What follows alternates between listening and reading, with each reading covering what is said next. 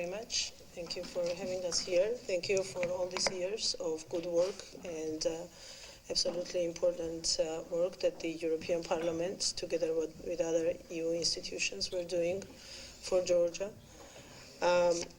Let me once again stress the importance, as seen from the new government of Georgia, of this relationship and having it more intensified for the future of my country, and I believe for the future of the European Union as well, to have a stable, friendly partners all over the world, and eventually moving from partnership to something more important and closer that will end sometimes in European Union membership for my country, which is the destiny of Georgia, which is the choice of the Georgian people, and which is the cause for which we all Georgian politicians are working for.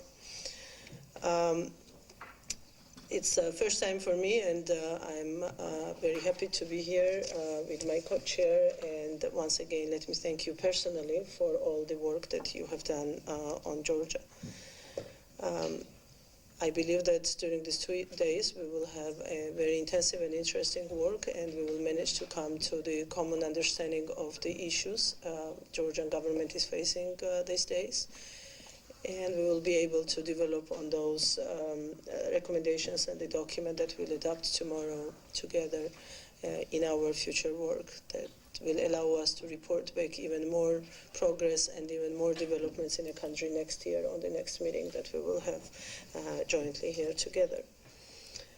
So let me just say very briefly a couple of issues on our agenda that might be relevant to this work, and then the Deputy Minister of Justice, who is part of our delegation as well, will develop on them more intensively.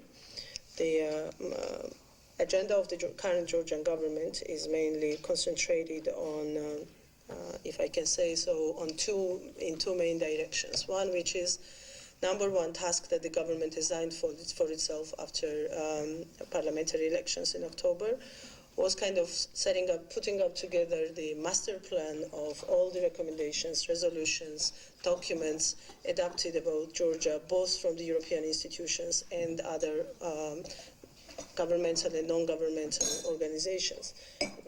Those documents were talking about the shortcomings and the problems, reform needs, and various agendas to be fulfilled by the Georgia.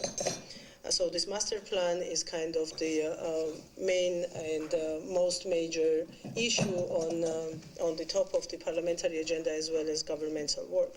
For example, we went through all EU parliamentary resolutions and put together those reform requests that were coming to Georgia. And here Mr. Deputy Minister is going to talk more in length about the reform of the judiciary, reform of the justice system that is underway in my country. And the final goal of all those is obviously full compliance with the rules and recommendations set for us by our friends and partners all over the world. Another portion of these reforms will be the constitutional reform, to which we are fully committed. And the Georgian Parliament, Speaker of Parliament, at the end of the session in December, announced a plan to create a constitutional commission which will work for the fundamental review of the constitution, to restore the balance of power in Georgia, to have full respect for human rights as it is prescribed in various international documents Georgia is party to, and to ensure the full decentralization of the country in order to give real power to the local self-governments and have elected officials accountable to the people at all levels of government, rather than having appointees from either part of the central government, does not matter whether it's a president or prime minister, as we have right now.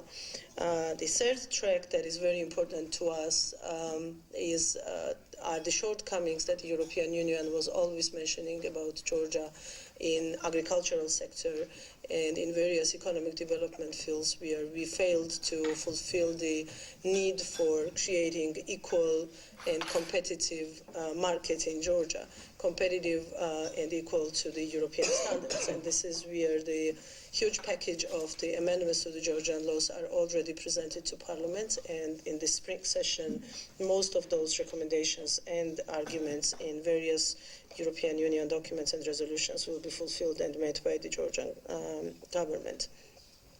So I don't want to take too much of your time because I believe that most of the issues will be on the floor during this couple of days, and we will be able to respond to most of those. But let me once again ensure that we value this partnership more than anything else. Everything that comes from Brussels is of utmost importance for us, because this is how we see, on the one hand, development of my country, and on the other hand, we see the possibility for further and more integration, and also the solution to the problems we have, whether it's internally or internationally. And in particular, obviously, I cannot end my speech without mentioning this. On the one hand, thanking the European Union countries for supporting the occupation policies of Georgia and non-recognition policies towards the breakaway regions, on the one hand, and on the other hand, this is where we really need your help, assistance, and support to build on this and not to have any difficulties in this very difficult road in our bilateral relations with Russia. Thank you very much once again, and looking forward very much for the further discussion and debates. It's very cool. Thank you.